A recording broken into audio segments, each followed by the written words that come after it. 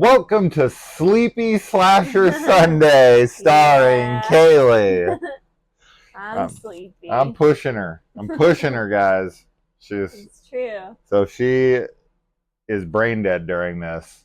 That's why. Yeah. Friday the 13th, part 7. We're over halfway done now. It's the newest of blood. Mm-hmm. Fresh meat. Fresh meat. So, of course, the title that everyone would come up with here is Jason versus Carrie, because that's basically what this is. I do find it interesting that people are like, okay, when this came out, there was a lot of kind of like eye rolling, and still people to this day are like, that's pretty ridiculous. And I'm like, you'll accept a zombie who keeps coming back from the dead, but a girl with telekinesis is too far? Too much. Like, honestly, I think that the franchise needed this, A, and B, I would have liked to have seen that continue for the rest of the franchise. Like, bring in other supernatural elements, right? Don't just have it be Jason come into a summer camp and killing kids. Like, throw in more ridiculous supernatural stuff. Now, you don't want to get to the level of Jason Goes to Hell, where people are body swapping by eating hearts and whatever the hell that movie is. That one doesn't work for me. But I'm all for bringing in supernatural elements. And I never really understood why this is a bridge too far for people. Yeah. When Jason has risen from the grave multiple times at this point. Yeah. I don't know. I don't know why they don't accept it, but I feel like we've talked about how there's other moments in the franchise where people have like premonitions of their deaths or whatnot. So I think having a character that has like telekinetic abilities is not a huge leap. Although I guess it kind of is. You have a dream of your death and then all of a sudden you're able to fling things around with your mind. Yeah. I mean, I guess because we are dealing with the 7th film in a franchise and nothing till this point outside of your killer had been supernatural, and it was only in the last film that it was, right? Jason was supposed to be a man, just a man potentially, then. but I don't know. You brought him back though, like part 2 through 4. There was always a lot of speculation that Jason was some kind of like revenge ghost, right? Because he's supposed to have drowned. Now, later years, people like myself think that he didn't drown and just kind of like wandered around the woods and figured out a way to survive. And then once his mom was killed, that's like. But I can see the argument to when Jason's mom is killed, that brings him back. Now, why Mrs. Voorhees has never been able to come back, right? And Jason can. Yeah. I don't know. I don't know either, but I do think that since he's brought back as a zombie in the last film, like you're establishing, even though it's just the one film, like you are establishing that it's like not this reality. Like there are supernatural things that happen. So having other characters that have supernatural abilities makes sense. They bring in the occult in the last movie. So there's some supernatural something going on there. They don't really touch on it much. Right? Tommy goes in to some random place in the middle of the night and comes out with like 3 different occult books, which is super weird. He's at like a mechanic shop or something. It's super bizarre. I don't understand that scene at all. But he comes out and he starts reading the occult book. And this is where he gets the idea of like a fire ring and returning him to the place of his original demise. Which, if that's true, then Jason did drown in Camp Crystal Lake.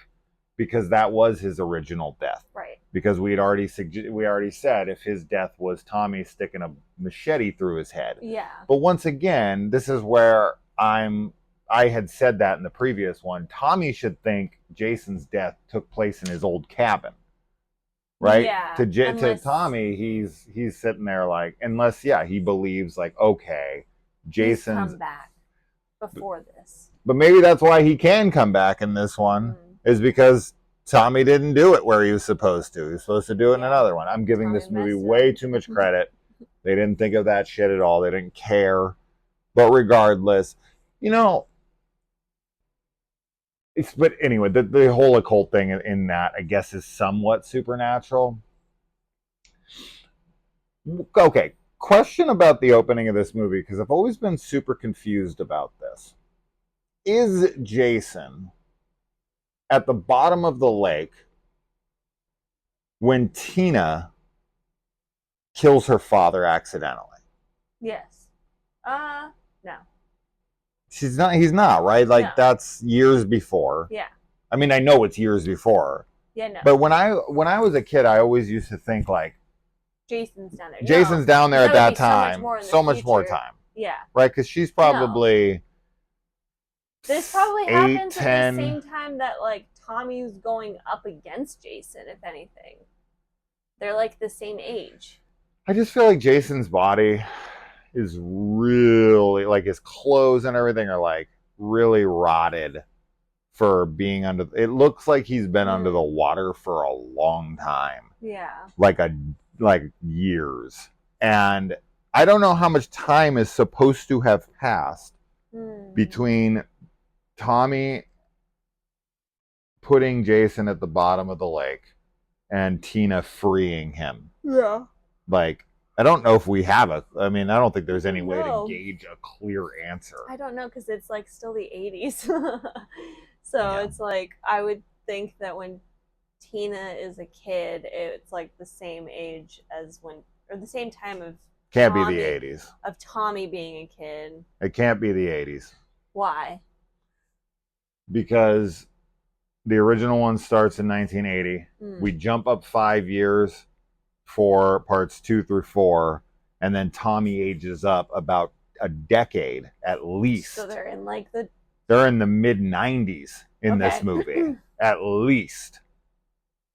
I don't know. Because I don't know what the time Tommy in part 6, he's got to be 20 something years old, and he's only like 10.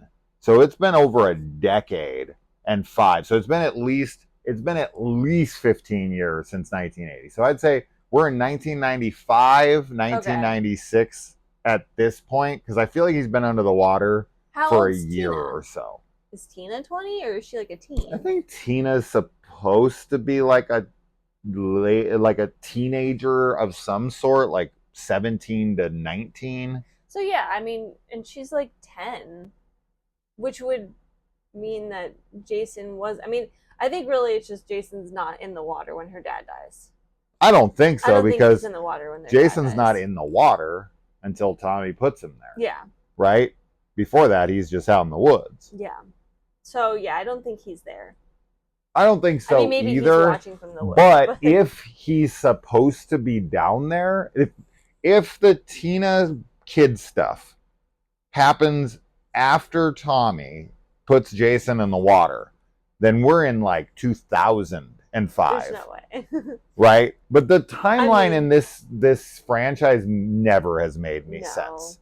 And right? They don't try to like make it seem like you're in the future, or like the future to them, you know what I mean? It's always just, it's the 80s, but 5 years have passed, 10 years have passed. Yeah, I mean, I guess if we were sticking with those timelines, then Jason X makes sense for why we're so far into the future. Yeah. Because there's just the timeline that is so absurd at this point. On like, we're seriously, by part 8, we should be almost to the year 2000. And it's like, so I guess it's so clearly not the friggin' like late 90s in that movie. But anyway, I've always been confused about that. because I know when Tina goes out as the older Tina, the Lar Park Lincoln Tina, she is that's when Jason starts to like move and is down there. Right. So I don't think we definitely don't see Jason, I don't think. Whenever she kills her Well, dad? I think what's confusing, what's confusing is we get the opening, which I've actually always been a big fan of this opening. I'm not a huge fan of the recaps, but I do really like this guy's voice, and I like the dialogue. I like his voice too. You know, that he talks about like Jason's legacy and his curse, and there's a really funny scene there where we see the tombstone from part 6 that Tommy, digs up with his buddy, and lightning hits it. Yeah. And it blows up. Yeah. But then it cuts out from there and it shows you the scene from part 6 and that same headstone, because it's like a jump cut kind of thing where it goes back maybe 10 feet, but it's the exact same grave with the exact same headstone. It blows up, and then the literal next like frame, like 1 second later, is the headstone still fully intact. Yeah. And we show it from like 3 different angles and it's still fully intact. And it's like, why'd you blow up the tombstone? Like, I get it's for dramatic effect, but it does make me laugh when it happens, because it's like you then show the tombstone fully intact, the literal next scene, like within 1 second of it blowing up. It sounds like it would track with the rest of the continuity of this franchise, so it doesn't surprise me. It's for drama. Because it would make sense if it was just an opening thing, right? Where Jason slashes through like, James Bond or something. Yeah. And if it was just that, if it was just some kind of opening thing where the gravestone, where the mask blows up in part 4, or when the title breaks through glass, like that kind of stuff. That's what that's supposed to be. But you made it the exact same headstone in basically the exact same graveyard, and then literally cut to it, like, because it cuts to the next scene is the lightning hitting the rod so it cuts together like it's the same thing. Yeah. You know what I mean? So if they were totally different things later or whatever, and that was just the opening, and then it showed the title, and then it showed those scenes like in a minute, it wouldn't matter. Yeah. But to put them together in one continuous shot has always made me like, what is that? Why did you blow the headstone up when it's still intact right there in the next shot? And for the next 2 shots after that. It just blows my mind. It really does. Like a freaking lightning bolt hits my head and blows it up, and then I'm just totally intact the next time I speak. Haley's really fading here. Jesus. I should have listened to her. You should have. Yeah, you're out of it. Sorry.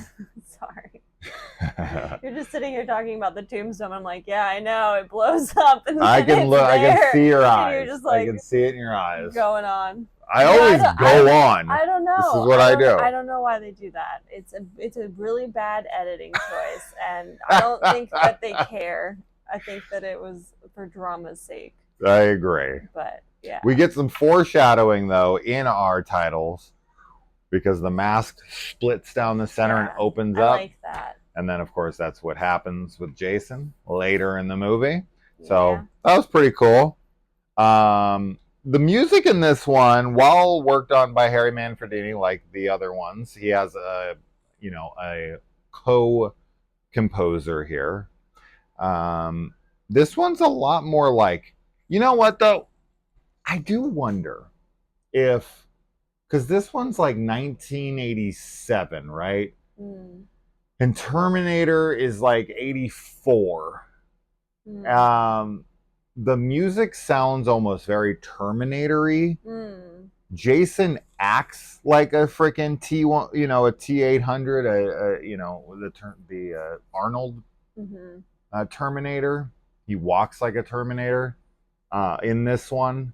And there's even a Terminator reference in this movie. There is, and the guy gets up and he's like, I'll be back. Mm-hmm. So I want to say there was some heavy inspiration here because Cameron had said that he used slasher movies as his inspiration for Terminator, which makes perfect sense because Terminator is a slasher movie with guns. That's why I did a slasher Sunday on Terminator because it is a straight up fucking slasher movie. And so it's just funny to watch this. And when the music was hitting in the opening, I was like, this is like very industrial. It reminds me of something like a Terminator soundtrack. I liked the music in this one because I think that's really different sounding than the rest of the movies so far. So I think it's got a unique soundtrack. Honestly, it was reminding me of, because I've been playing Undertale. I don't know why. Okay. But there's just like some synthy parts that were reminding me of different songs in Undertale.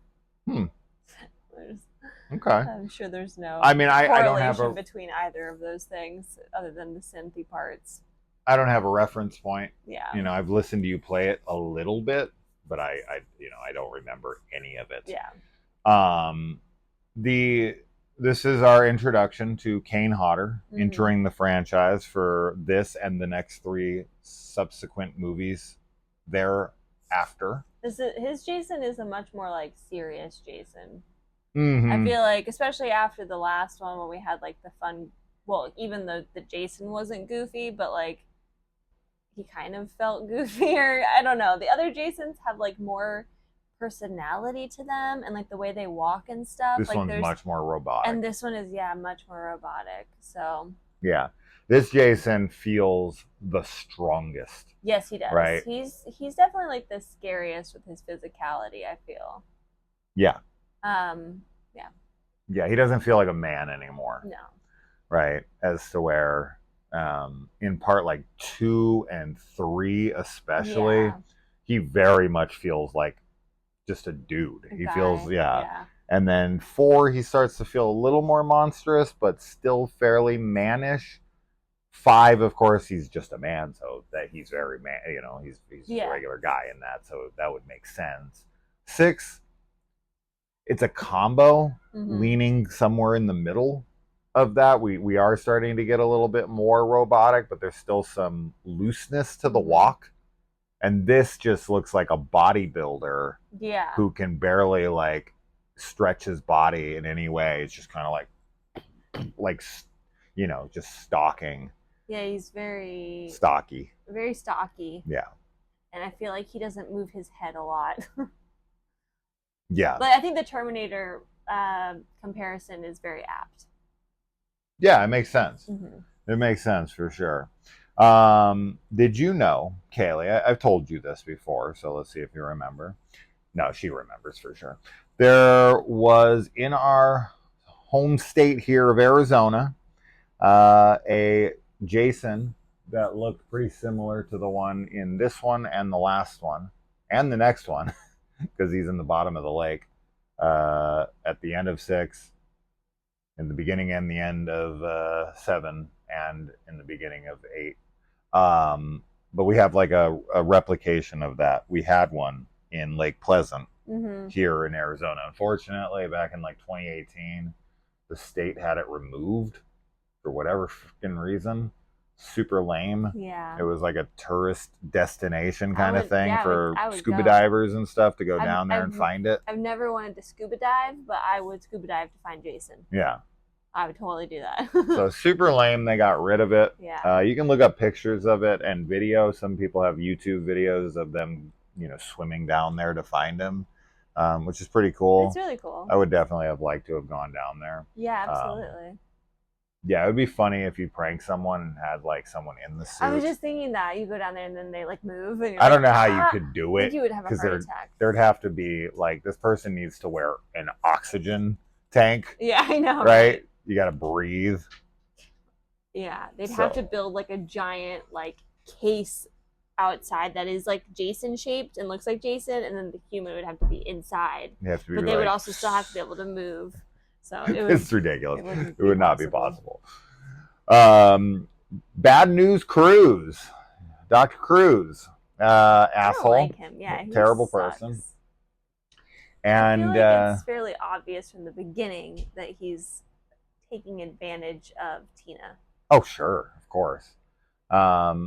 I know this guy. I guess this is probably what I know him best for, but I can't help but every time seeing him being reminded that this is Bernie Lomax from Weekend at Bernie's. This movie should have been called Weekend at Cruise. Weekend at Jason's. Huh? Weekend at yeah. Wait. Okay. Weekend at Cruise. Weekend at Camp Crystal Lake. Yeah. Do you find it funny? Because I sure as hell do. And this is something that also is a continuity error, of course, but could also suggest that there has been some serious time that's passed. Because when they pull into town, there is a very big, very, large sign that like says Camp Crystal Lake. Or Crystal Lake, yeah. Or whatever. And it's like, it's Crystal Lake again? I thought it was Forest Green. Yeah. What happened? I don't know. Yeah, I guess that could be an indicator that some significant time has passed, and they're like, we're gonna go back to Crystal Lake. I don't know why they would change it back. I don't know why they would change it back either. That's one of those things, though. It's like I don't think they care. Like I don't honestly think they give a shit. I think what they do is they look at the ending of the last movie, and that's all they use for reference. I do too. Yeah, I think that's really it. They're like, how did the movie end? Give me the last 10 seconds of the movie, and then I'm going to make my movie off of that. That's what it feels like. That's definitely what it feels like. He's at the bottom of the lake. Got it. That's all I need to know. And Crystal Lake is where he's at. Okay. Yeah. Or, just like a basic knowledge of the franchise. Like, it's Camp Crystal Lake. His name's Jason. Yeah. And here's the last frame of the movie. Yeah. Oh, okay. He's at the bottom of the lake. I'll start there. Yeah. That's all they give a shit about. It is true. I mean, it's just like we were saying in our last one, like these movies, like it gets very clear that they are being made primarily because they want to make money. One would dare say crystal clear. It's crystal clear. It's Camp Crystal Lake clear. That's what it is. Which sucks because it's like clearly there were people that loved the movies when they were coming out, and they continue to be beloved by the horror community. So it's like it's really funny to me that we all like love these movies, but they don't have as much like time, like detail put into them as like what we would want them to. And nobody like they're campy. And nobody can say that they just didn't have the amount of time they needed because Saw did it and they stuck to continuity they could do like it. mad. They could do it. It's not like because they're coming up with these storylines and being like there's a psychic or a telekinetic lady now. Like the story, it doesn't matter, but it does matter about the continuity. Absolutely. Yeah, like that's something that it doesn't matter how much time you have. Like the time would be like, can you get the story right? Can you get the practical effects? Like and this isn't the like we talked about last time. This isn't Star Wars. No, where you have to go to the Star Wars story group and be like, okay, does it make sense for this character to be in this place at this time? Does that conflict with the hundreds of books, hundreds of comics, video games, movies, reference guides? Right? Like there's so much to take into account for literally everything. And then you also have to like character motivations, where they would be at in that timeline of their life where they're like, oh no, they're not a scoundrel yet. Like they wouldn't act that way yet. That's not their arc hasn't hit yet in that way. We don't have that with this. This is nothing. There's so little continuity to pay attention to. But because the continuity isn't like straightforward, it is kind of hard to follow in some ways now because of how like, I mean, it's not like super hard to follow, but you know what I mean though? It's confusing. There's confusing parts to it where you're like, but that doesn't matter because we're in this movie now. What's the point of the Crystal Lake sign at all in the film? Like we know it's Crystal Lake. I don't know. So showing it honestly feels like a middle finger to the last movie in my mind. It's like you commissioned someone to make that sign. Yeah. To have it put into the film. That's a part of the budget. That's part of it. And it's like either A, make it forest green, B, mention something. Oh, they meant, they changed. Oh, I thought this place had a different name. And it's like, nah, they changed it back after, some killings happened and they realized they couldn't escape their past or whatever. Yeah. It's a 2-fucking-second line. Here's my question. Here's another question. Because I already answered my question on that, because there is no fucking answer to that. What do you think about this, though? Do you think there were people on set that gave a shit and either said something or just kept it to themselves because they thought, like, I'm no one. I'm a grip. Nobody's going to listen to me. Do you think there's people on set that were like, dude, I saw the last movie. Maybe. This shit wasn't called Crystal Lake. Like the guy they commissioned to make the Crystal Lake sign. Were they kind of like fans and they're like, or people who saw it in the shot, they're like, this ain't Crystal Lake anymore? I don't know. Honestly, I always wonder because, like, I watched Camp Crystal Lake Memories. And I kind of always wondered, like, especially like with the actors, like, I know that a lot of them had like a good time filming, but I don't know if they were like, they're not really like fans, like, of the franchise. So I don't know that they really care that much. Like, they care about the movie that they're making. That's the actors, though, right? I know, but then I was also kind of wondering about like the people, because they don't have the same crew every movie, obviously.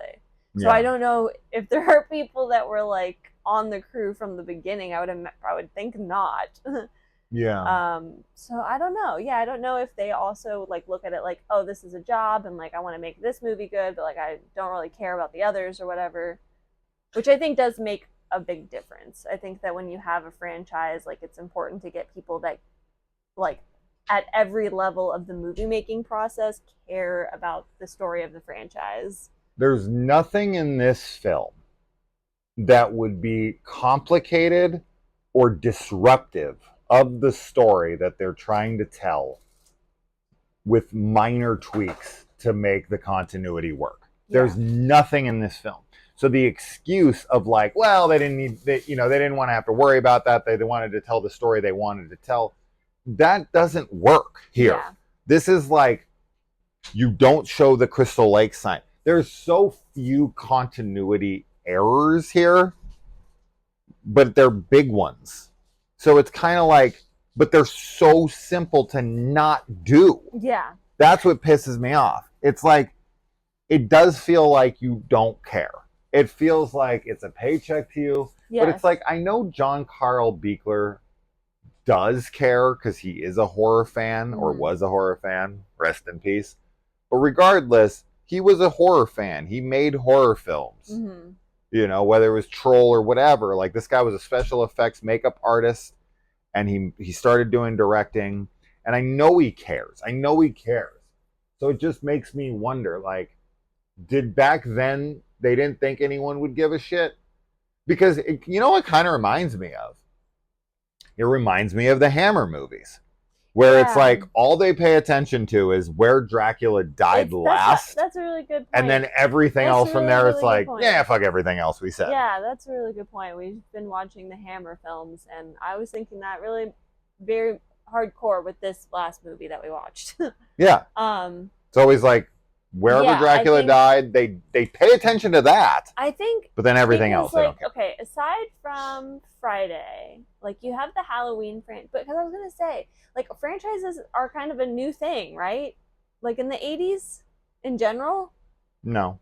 Like, what are older franchises? We literally just said the Hammer movies. Yeah, we did. From the 50s. Well, okay, because I'm thinking, like, I guess modern franchises, where it's like people do want you to pay attention to continuity. What do you mean? Universal monster movies. Yeah, so I guess Dracula, Frankenstein, really Mummy, they all had like 10 films. Yeah. Okay, that's an exaggeration, but they had a whole ton of slew of films. That. I was trying to give them an excuse. Horror franchises have been a thing since the 1930s. Yeah. Right? I don't know. I don't have any excuses for them. I think it just comes down to they wanted to make money. And they didn't care as much past that, unfortunately. But that's the thing I feel like people don't give modern movies enough credit for.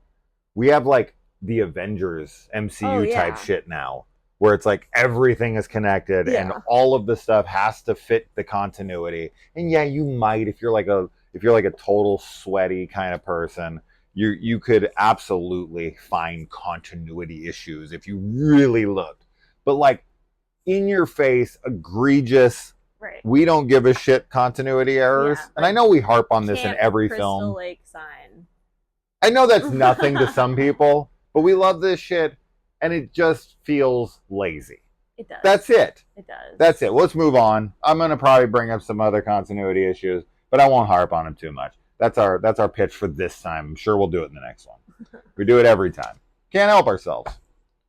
That's the fun of this. We're fans, and bitching about the stuff we love is all in good fun.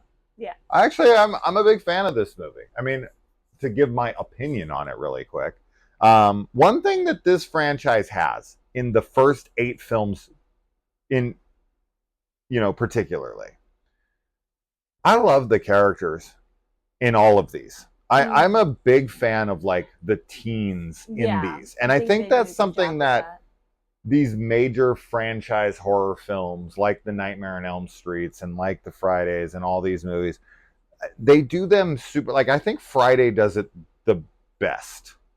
I like Halloween's a decent amount as well. I do too. But I think Friday, the first 8 Fridays, I really love the cast of characters, especially the first 7. 8 starts to slide. I still like some characters, Rennie is not a great final girl, and some of the characters in that are fine.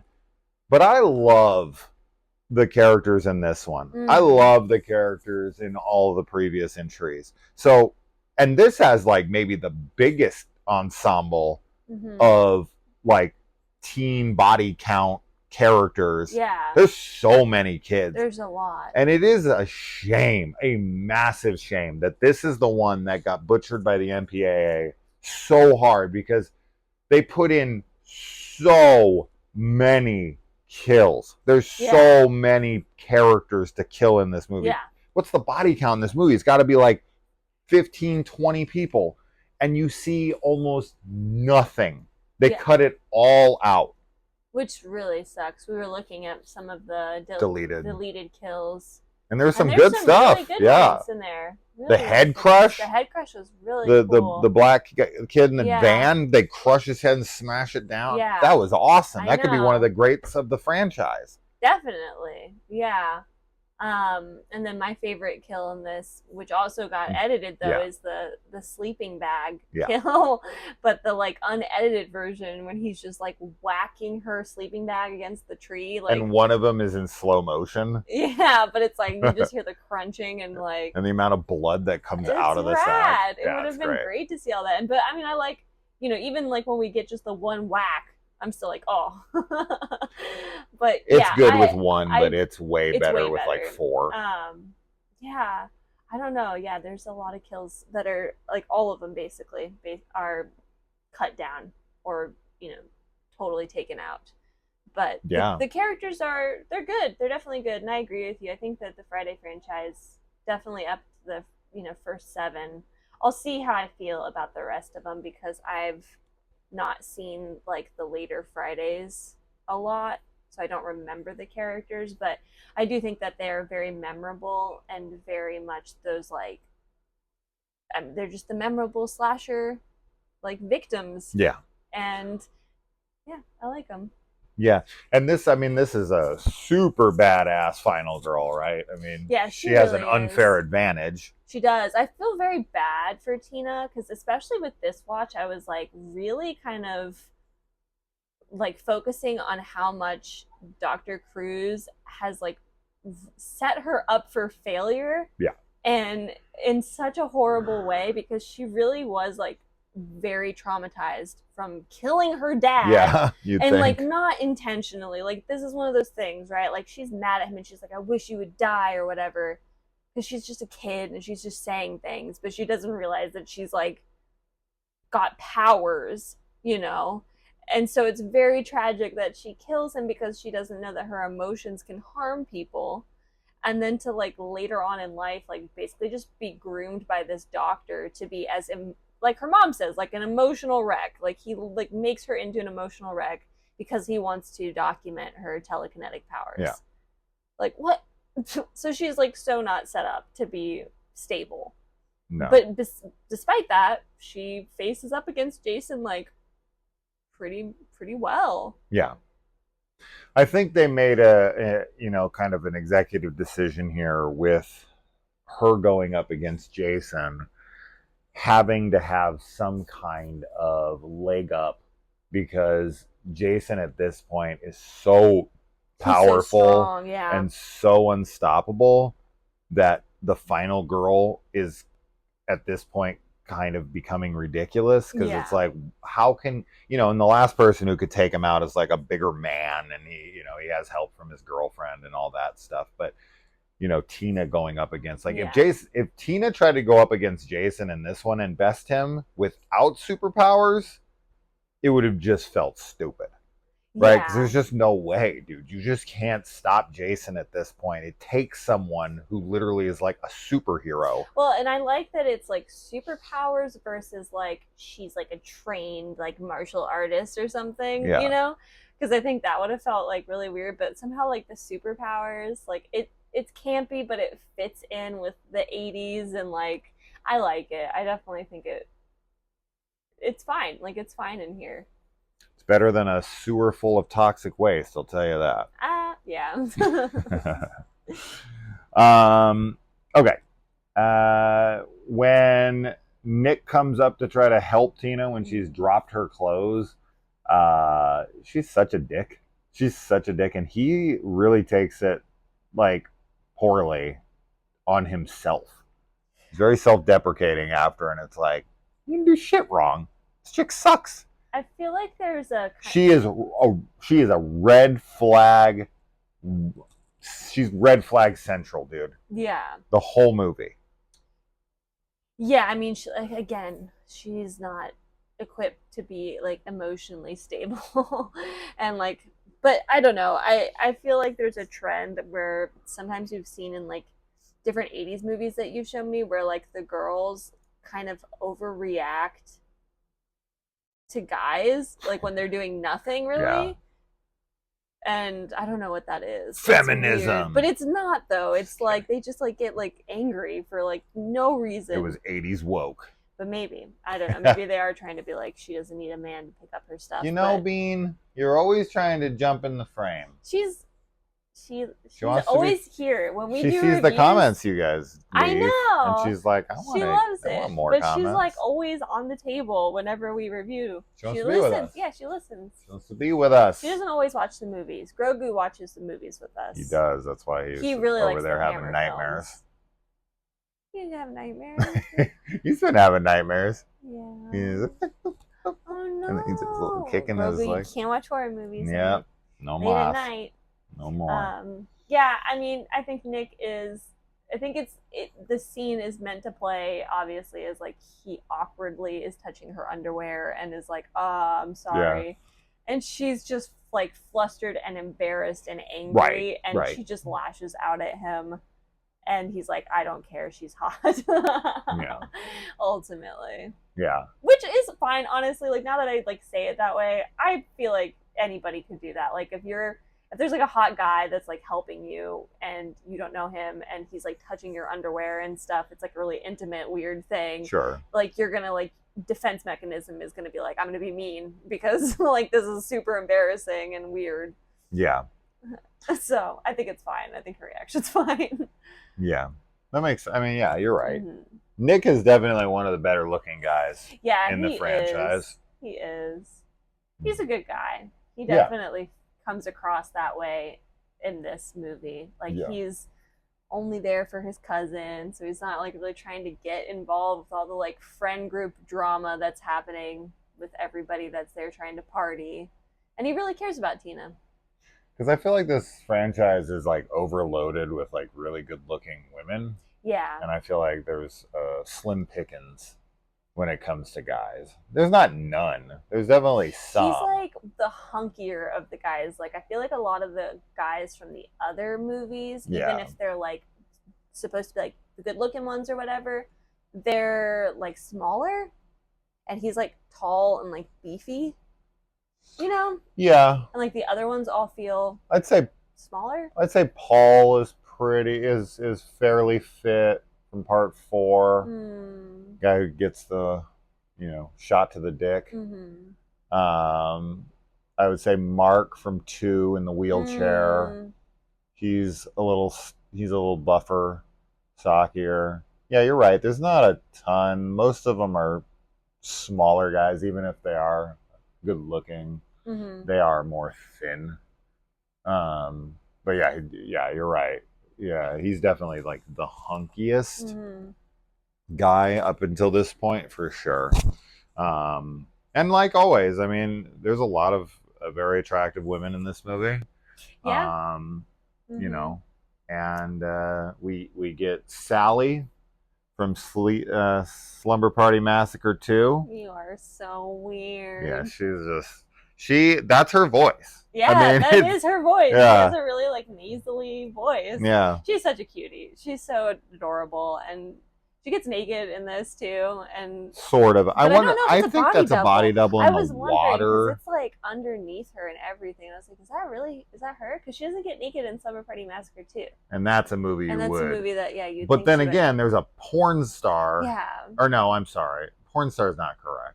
She was a she's a Playboy Playboy model. model. Yeah. Is that porn? That's pornographic material, and you're a I think star. porn Porn star star would is suggest you more have like sex. video. Yeah, like So then you're I a think I then don't you're know. like, I what don't would you know. call a nudie magazine model who's known for like An taking erotic model. I don't know.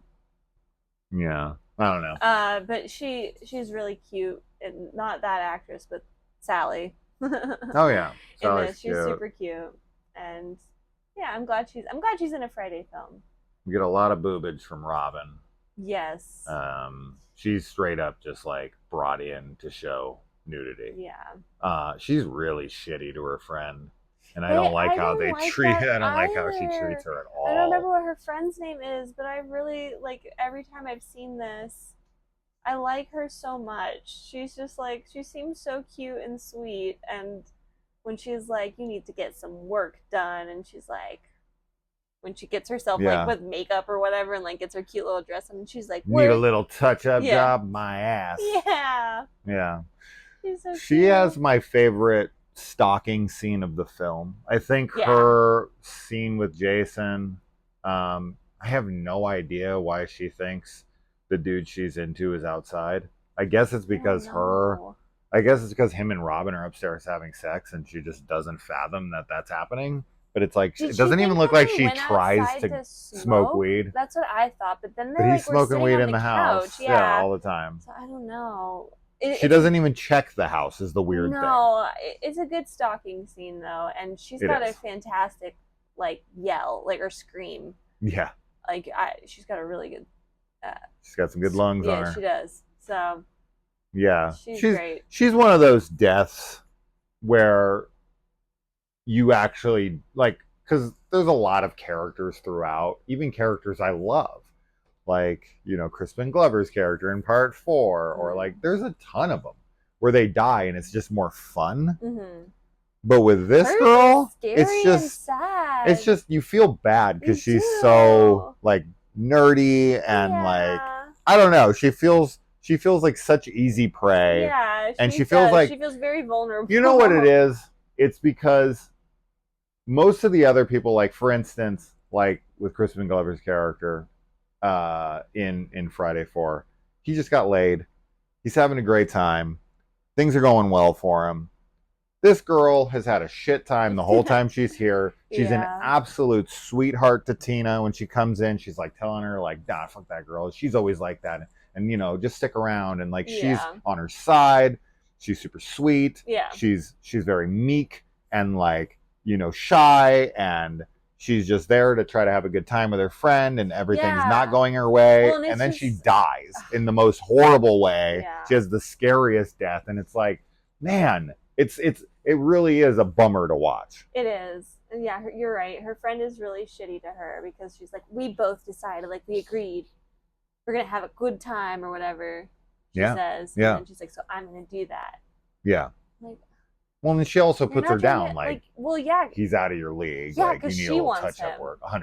So lame. It's so lame. Like, they can, whatever. I Yeah. was just going to be like, they need to, like, they should have just gone there to have, like, a good time and party together.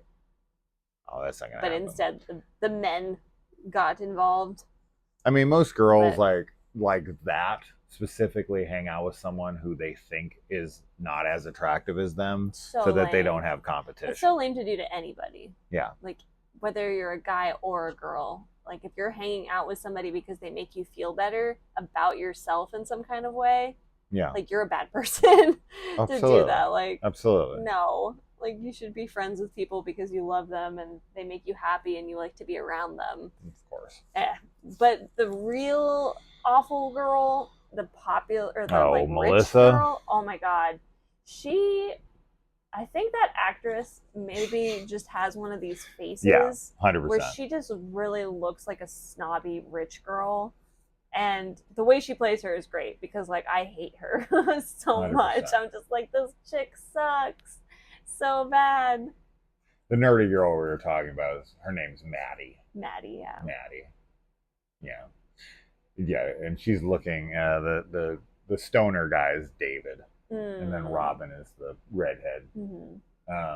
Anyway, yeah, Melissa's horrible. She definitely is that perfect actress for that role. She feels like she could be cast in, as the high school bully or whatever. She has that look to her. She has that feel to her. She plays it super well. She's so mean. And it's funny She's because so mean. in reality, she might be the nicest Yeah. person on that Yeah. set, and then Tina or even Maddie could have been the biggest bitch on the set for who Sure, knows, yeah. right? They're acting, so who knows? But she definitely, it is one of those roles. And I hate this because there are certain people like that kid who plays Joffrey in Game of Thrones or something. It's like they play it so well, you just can't. Your brain can't disassociate Yeah. it. Like when you see them, you're like, "Oh, that bitch." You know what I mean? Yeah. Like the kid who played Joffrey actually I said like know. he would get like That's accosted in awful. public and be That's like, so crazy. people hated him That's so because crazy. it's like he's got. I mean, it's a testament to his acting. Yeah, but it's so You bad. don't want that, No, though. not at all. That's awful. Yeah. Yeah, I don't know what this person is like at all, obviously. But Yeah. I just know that her character is the worst. 100%. 100%. And she gets a good axe to the face and is thrown over the TV. Yeah, the way Good Jason death. picks her up and throws her. It's pretty funny. It's Her really body is funny. so That's lifeless what would and limp. happen to Tina if she tried to go up against him like without Right. her powers. He would just like pick her up and throw her. Yeah. Absolutely. Tina is Tommy 2.0 in this movie.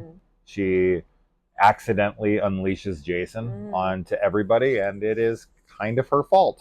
She not only killed her dad, but she also killed pretty much everybody in this movie. Yeah. Accidentally on both. Accidentally. But she accidentally kills a lot of people. She does. She does. She's dangerous. She's dangerous. Yeah. This is why in these movies, the government is always like trying to put them in a facility. Like, you can't be out in public. You're killing people. Right. She's like 11. All right. Nick, as we had talked about, he ran with a bad crowd and he's trying to get his act together, doing night school and everything now. And what really sold me on Nick is that he found her shirt and she went back in, and instead of just like bringing it to her, he takes it home, washes it, folds it. He probably irons it too. Dude, it's like he folded it. Shirt. He folded it like it was like on display at a store. I'm sorry, there's no way that he knows how to fold like that. I do not believe it. He might work in retail. No. No? No. He does not work in retail. That boy works at like a car mechanic shop or something. Don't do that to him. Okay, fine. Maybe he does work at Sears. I'm a hairdresser. He knows how to do that. If I was in a movie, you'd be like, no way that guy's a hairdresser. Right? Like, no, I've been a hairdresser for 20 way years. that guy can cut hair. 100%. Show me him cutting hair right now. Yeah. See?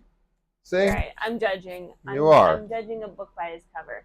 Okay, fine. Yeah, maybe, but it is funny that he because whenever she drops it, it really is like it's still folded, like out of her bag, and there's like a twig on it or something that he like brushes off. He like could have easily brought that to her and just, it's not dirty. You dropped it, but he, like you said, the fact that he like washes it and then folds and or irons it. I think it would have been funny Really if funny. she was like, you know, this is like this is dry clean only. Oh my god! And she like opens it up and it's this big. This is dry clean only. I mean, that would have been funny. That would have been a funny moment. Or like even if she was screwing with him. Like, this is dry clean only. He's like, oh, I'm so sorry. She's like, I'm sorry with you. Yeah. Yeah. That would have, you know, that's just a missed opportunity at a joke right there. To break the tension and give them a cute little moment together. Give them some chemistry. Do you buy the chemistry between them in this?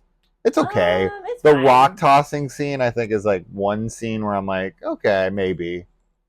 But it's fine. I don't know. I mean, like, I do think he cares about her. He seems more into him. His chemistry with her is better than her chemistry with him, but she's also like a broken character. Like, she's supposed to be kind of crazy. Okay. And like that scene in particular, she's like, I killed my dad. So like, I don't know how romantic that can get. He kind of is just like, I feel bad for you. I think she just says my dad died here. Oh yeah, she like I murdered my father. I think he would have left. Yeah. I think she like does tell him that she killed her dad. She's like, and then my dad died here. I hate this place. But I thought like at some point in the film she tells him like I killed my dad. Well, shit, there's Jason. By the way, I killed my father. We'll talk about that later. Let's run. No. Yeah. What? I don't think so. I think he probably puts it together. Like, this bitch kills people. She's good at this. When she's done it before. And she's like shaking, and then like the walls are shaking. Yeah. He's like, oh shit, it's you. It's you. Yeah. Yeah. Yeah. It's like. She should have just like looked at his crotch, and then he was like, "Oh." That'd have been a good scene. That'd have been a good scene. He'd be like, "Marry me now." Jason always finds himself a machete. Someone's always carrying one. He's just a magnet for him. He sure is. Good thing they're metal. Yeah. As I said, Tina is a walking red flag, and because he finds her attractive, he's just this happens to everybody. When someone's good looking, they don't care. They're just like, oh, you're attractive. I don't give a shit. Yeah. Right? But then if someone's like not attractive, anything is too much. Yeah. Right? They're like, no, I'm good. But like, you could be as wonderful as possible. You can do absolutely everything for the person. They're like, And then if someone's like attractive, and I was like, I killed my father. Right.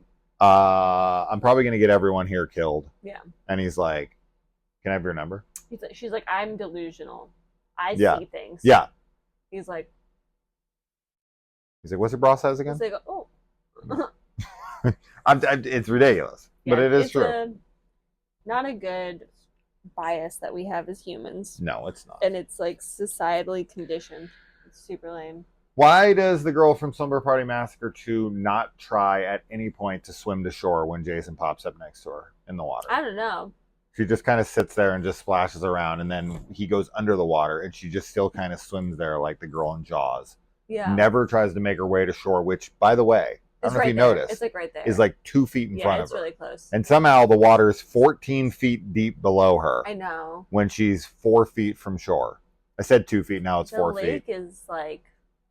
It's like this. It doesn't... The shoreline, it's like a pool. It makes sense, yeah. It's like a pool. Mm-hmm. It's just straight down. That's actually terrifying. Every time we watch these movies, when people are like, I'm going to go swim in the lake at night, I'm like... But we watched her walk in to that point, basically. Yeah. But then Jason's 20 feet below her.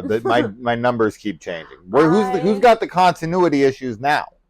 You. It was 2 feet, now it's 4 feet. 14 feet, now it's 20 feet. What I was going to say, though, is that it's really gross to me whenever people go swimming in the lake. I know.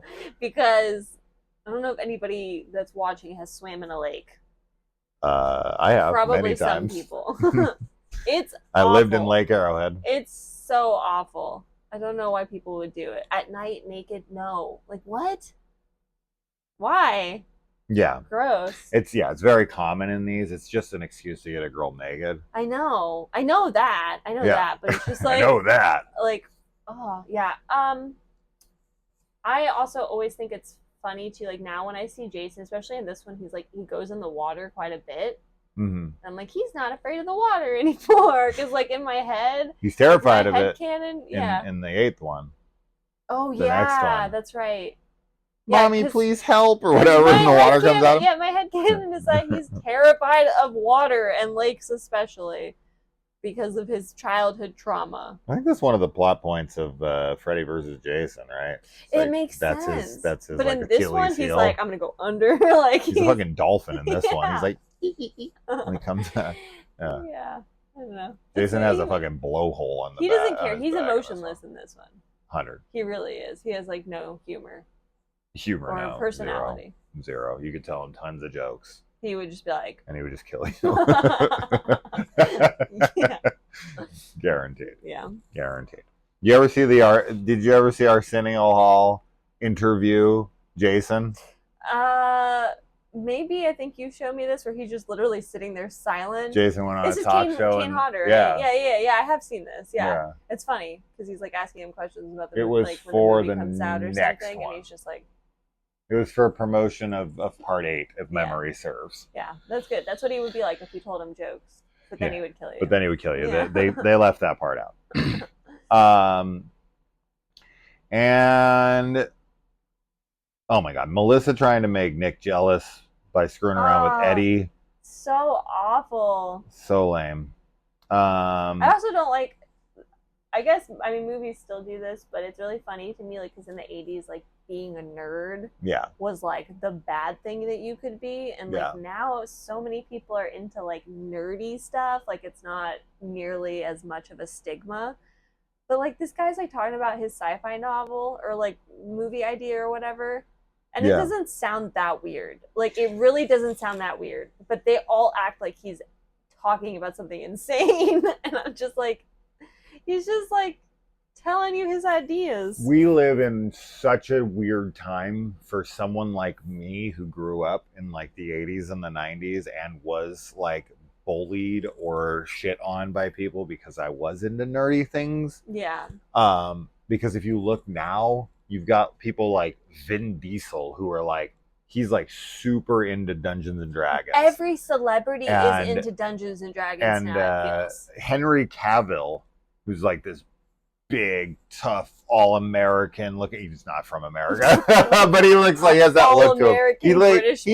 He has the Johnny Football Hero look to him. He does. So he does. It's weird when you watch a video and he's like simping over Warhammer 40,000 or 40K or whatever the fuck they call it. I don't know anything about Warhammer. I don't know. But like, there's a really funny video where he's talking about like how into it he is, and then there's another guy in the interview who also is into it, and he's like, oh, what class are you or whatever, and Henry's like trying to talk, and he's like, wait, what? Like the way he reacts, and it's like, what is happening? Yeah. These guys are supposed to think us playing that is like, oh, why don't those losers go out and get laid by supermodels like I do?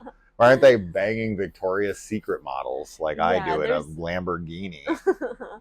Yeah, there's definitely much more acceptance for people being into the quote-unquote nerdy stuff. Cate Blanchett does not agree when it comes to heavy metal and Margot Robbie. Oh, yeah. Oh, my God. One of the most angering, condescending, shitty interviews I ever watched in my life. I never hated a celebrity more in a moment for how the pure condescension that she aimed at Margot Robbie. So lame. Liking heavy metal. Yeah. And the shit she said about heavy metal people. I mean, there's definitely still stuff that are like subcultures, that people are like, I don't like horror, obviously, is a great example. Like, as a horror fan, a lot of people are like, I don't understand why you like it, or, whatever. Or there's something wrong with you because you like it. Yeah. Psychopaths. But anyway. It's like you said, Gil, we're psychopaths. This kid is like, no, he's not even that nerdy. Like, he's smoking pot too. Like, he's like, he's just a guy just hanging out there, but she's so awful to him, and like she's like, yeah, I'm into you, and like, why did you think, like, could you not tell that I like am so into you? And he's like so excited to be in bed with Oh my her, god, so and excited. she's just like sitting there like rolling her eyes, like looking around, and it's such an uncomfortable scene. Yeah. Like, don't do that to people. Don't do that to people. It's weird because the Tina, what's her name in that? It's Terry and Tina, isn't it? Yeah. The Yeah. twins. I thought she was doing that, right? Yeah. That's how it seemed like it was But going she's in not. part She's 4. just into him. And she actually, when he's like, "Am I a dead fuck?" and she's like, No. "I thought you were wonderful." Yeah. And you would expect Totally her different. to be completely different. You Yeah. expect her to be like Melissa in this. No. But then it's almost like they made up for that in this one. They're like, remember that scene a while ago and you thought that was going to happen? Well, this time it is going to happen. Yeah. Yeah. Mm-hmm. But, little fun fact, he got the laugh here. He has had, of everyone in this film, he's had by far and away the most successful career. That actor. He is a very, very established voice actor and has done over 600 credits to his name. And that's on like tons of different TV shows. So he has tons of episodes on some of those entries. Yeah. So this dude has been working nonstop. That's really cool. Forever. And he does some big like voices and stuff. He does like Darth Revan for freaking Star Wars, the old Republic and stuff. Like he's no schlub, man. This guy's had a really wild career of voice acting. So he's rolling in it now, and he's tossing girls like Melissa to the side, right and left. Yeah. Anyway, okay, I'll hurry it up. Okay, one of my biggest questions of the entire film by far and away: why the fuck is no one looking for Mike and his girlfriend? Yeah, this dude has been missing. They're like on night 3 at some point. It's like this guy is supposed to have been here a while ago, and his car is like right up the street. They have set his character up like they constantly say like, oh, if there's a party, like he'll sniff it out. Yeah. Like he's kind of set up to be flaky and like already like whatever. But the girl is specifically bringing him there because it's his birthday party. She wouldn't let him be flaky. Yeah, I agree. I think that they should be looking. I do think it's really funny that the car is like so close to the cabins or the houses or whatever. And let's point out the fact that it's pointed out of town when they broke down coming into town. Yeah. And they broke down that close to town because Tina's only in her car for like 30 seconds. She's not even that. Yeah. 10 seconds. And she passes their car. Now, it could be editing. It doesn't matter. Maybe it's a mile down the road. But like, they camp. Yeah. They're that close. Yeah. And they decide to camp. To be fair, I don't think they know how close they are. I don't think they know how close they are. To be fair, their car would not be pointed in the wrong direction. Yes. Yeah. So that's a continuity error for sure, but not one to the franchise, just one to the film itself. But the fact that no one seems to be worried that he's missing, and that his girlfriend's missing, nobody mentions it at all. They're all just like, "Oh, he'll get here one day." Like, how long are you gonna wait there? Because like they're only supposed to be there for the night. And now they're on like night 2. Yeah. How long were they going to wait before they're like, guess he's not coming? Yeah. Instead of like, is this guy dead? Did they get in a wreck? Like, I know they didn't have cell phones. They couldn't text him or anything. But like, I would be worried about like a car accident or something. Drive up the road, see if he's like stranded. God. Something. I don't think I could handle. Like, I did grow up in a time when there wasn't. Well, when were there cell phones? When did they start? Late 90s or mid 90s? I mean, they started in the 80s with the briefcase like the big things. Ones, yeah. Okay, so I guess I've never lived in a time when there was no cell phones, but like readily available cell phones, like not until like the 2000s probably. We had the gray block ones, not the big ones, but like the smaller flip ones, the Motorola's.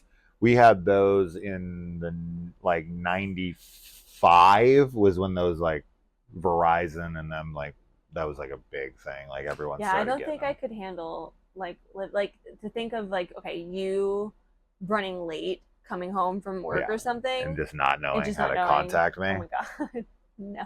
Such a weird thing to think about now. Because most of history was that.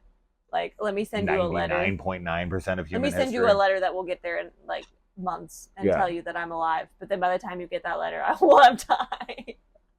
Oh, sure. I think about like postmen during World War II, Oh God, yeah. like delivering these letters. The guys are like, I'm going to write a letter home every day. I'm like, Jesus Christ, you're really sending that shit like across the ocean? Yeah. Like these postmen are just like taking letters home, and it's like by the time they get there, that person's probably been dead a week. Oh, awful. Yeah, I'm Terrible. glad that we have cell phones because then they could call Mike and be like, he's not answering. Yeah. Maybe we should call the police. Right. Mm-hmm. Right. And then when he shows up, they're like, no, go away. You're supposed to be dead. Yeah. Wrong movie. Same actress. Yeah. Oh, and speaking of movies, because I think Sean S. Cunningham is involved, we get Lar Park Lincoln, who plays Tina. We get Kane Hodder. And of course, they are both appearing in House 2, a second story. Kane Hodder plays the little monkey guy that gets pushed over the stairwell, and Lar Park plays his girlfriend in the opening. So yeah, I love House 2. Huge fan of it. Can't not bring it up with a couple people from it in this movie. Okay, moving on. Was that cat in the house the whole goddamn time? Where's that cat? Whose cat is that? I don't know. Super weird. It is weird. It's just a random cat. I don't know. It's also funny to me because like sometimes in movies they do this where they're like, "Oh, it's a random cat. Let me go pick that cat up," and I'm like, yeah, cats don't let you what? pick them up. I would never pick up a random cat. No, hell ever. No. Cats because, are like, dangerous. Our man. cat, like, she's a sweetheart, but she's so skittish. Like, I can only pick her up occasionally when I'm like alone with her, and I pick her up for like a few moments to move her. Yeah. I do know that there are some cats, obviously, that you can like kind of cuddle and like manhandle. But for the most part, I feel like cats are not like that, and especially when they're around strangers, because cats are not like dogs. Like a random dog, yes, I would go up to like random dogs and be like, hello. Yeah. Because I feel I like don't know there's about more of a random chance. dogs. I mean, unless it's like Like out in the growling woods. at me. Yeah. But like I would be more willing to do that because I'm like, oh, it's a dog. Like dogs are usually a little more like What's funny used because to them. a dog could hurt you way more. Like a bigger dog. Yeah, but like holding a cat that does not want to be held.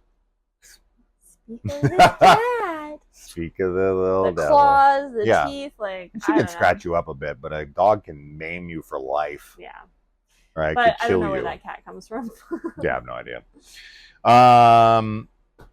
And everyone in this movie is having sex at the same time. Yeah. It's like Pound Town time. Yeah. It's pretty funny. They literally cut from one sex scene to the next to the next. I'm like, Jesus Christ, everybody in this movie is having sex right now. Penis enlarger gift is pretty funny. I don't know why, instead of like, at this point, I get that Eddie's like pissed off that he got duped. Can you get out of the shot, please? My goodness. Please. I know he's bummed that Melissa like screwed him over, but to just go downstairs and start opening all of his gifts. Yeah, he's like, just kind of like, he's not coming. I don't care. I'm opening them. It's but lame. like, it is lame. Nobody's worried that this guy is dead. Yeah, they all don't seem to care. Even his cousin? They're all like too concerned with who they're going to be sleeping with. Guess so. Mm-hmm.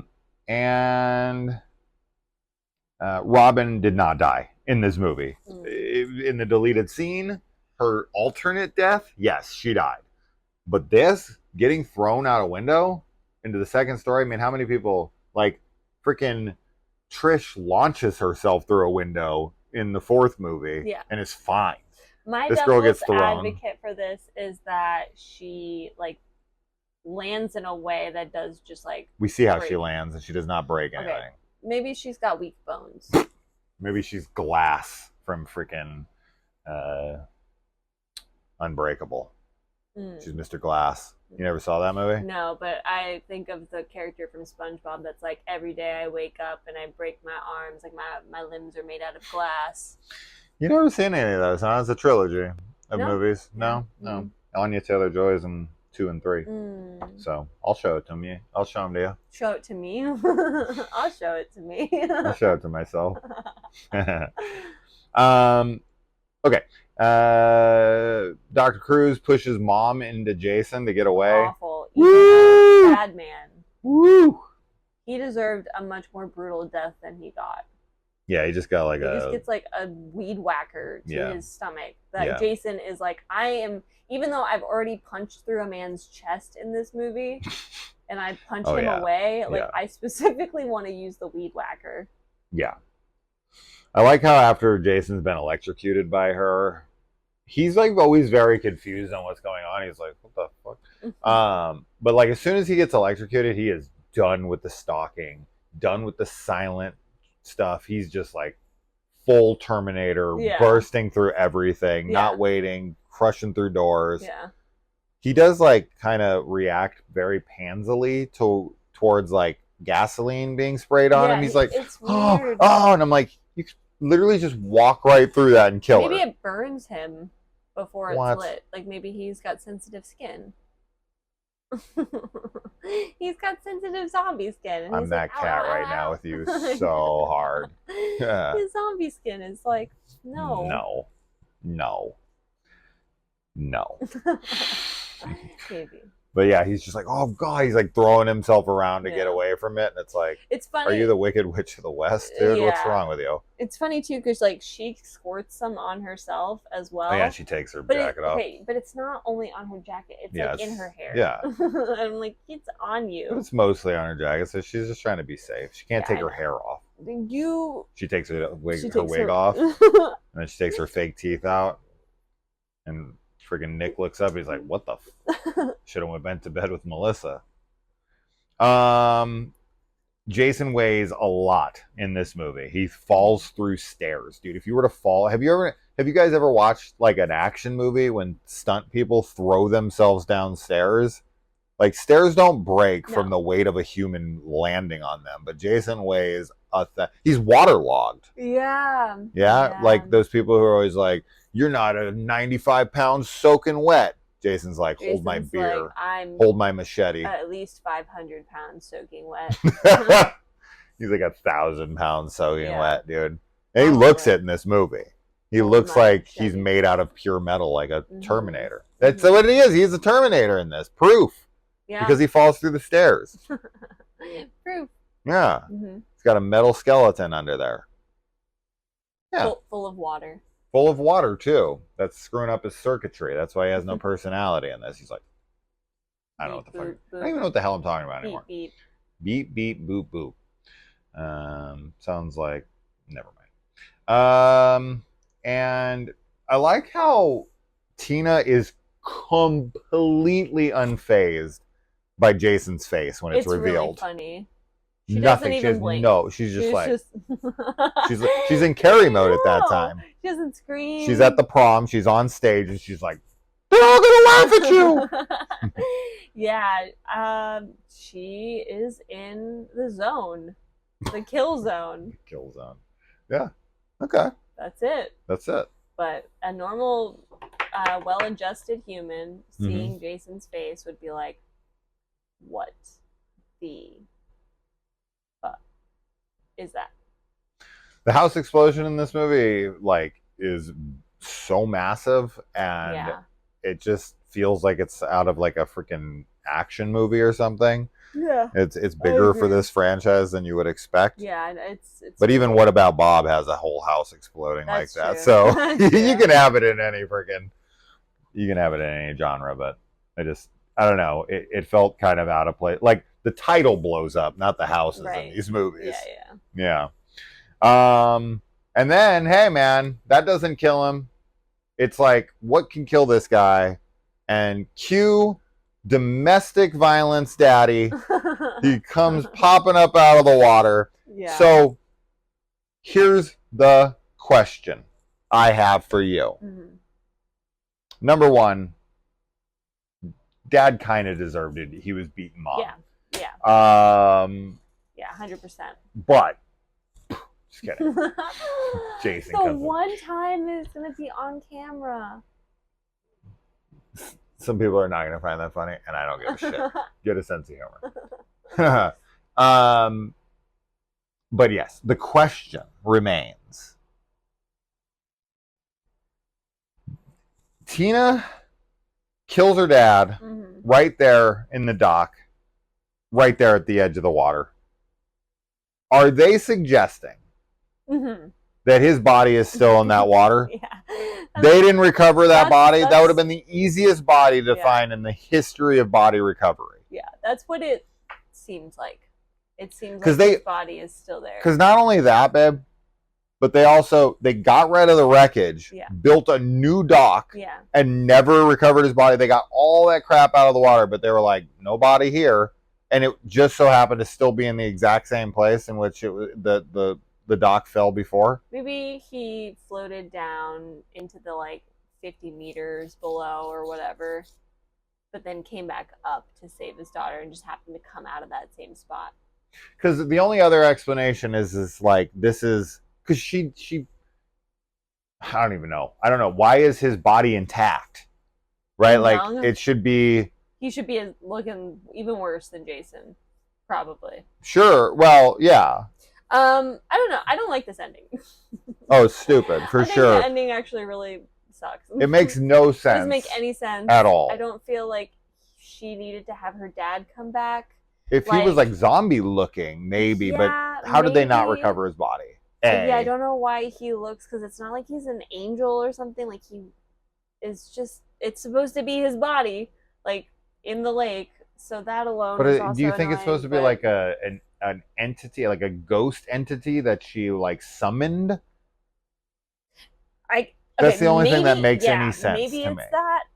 I still think it's lame though, because it's supposed to be oh, she feels so guilty over killing her dad, and here he is saving her and forgiving her or whatever. And I'm but as you said, he was beating her mom. But why did that keep Jason under the water? Jason can't drown. He had strength. So he just holds him? He holds him. So Jason's just... He's being held. Chains, but now I have a person. Because, in the middle... Okay. In the beginning of part 8, Jason is just, under a sign.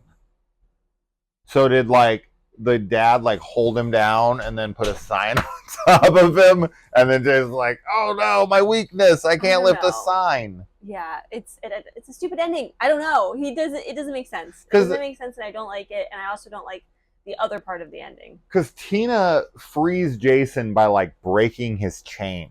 Yes. And it's that's not why Jason's down. It's not the chain that's keeping him down there. Right, it's supposed to be the occult magic that's supposed to be keeping down there. We already decided it failed. It did fail, but he could have broken that chain with the strength he has. If you can punch through a human being, it kind of puts him to sleep. The spell, because it's almost like he wakes up, so maybe he gets put to sleep again by domestic violence daddy and Tina, the power of Tina. I don't have a good answer, but I don't realistically what she should have done with her powers is tear him limb for limb. She should have made him blow up. Like Pinhead. Yeah. He should have just absolutely been sent off in every direction, 100%. Just completely blow him up. Could have had some weird the pieces coming together and reforming him in the next one. Hell yeah. They missed out. Mm-hmm. Oh well. Yeah. Yeah, and I just think or people start drinking the lake water. Oh. And they become Jason. Oh, gross. It's a fucking Jason. Just turn the tap water on and an eyeball comes out and you're I don't know why it would fit through the tap, but whatever. Why not? Yeah, I don't like her line at the end too, where she's I got rid of, what did she say? I got rid of him, or I took care of him. Yeah. Bro.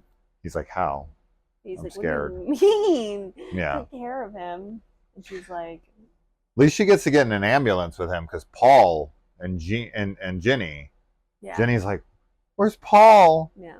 And we never know. We think Paul's dead, but he's not. He's not dead. 100% Paul's not dead. That makes no sense that Paul would be dead.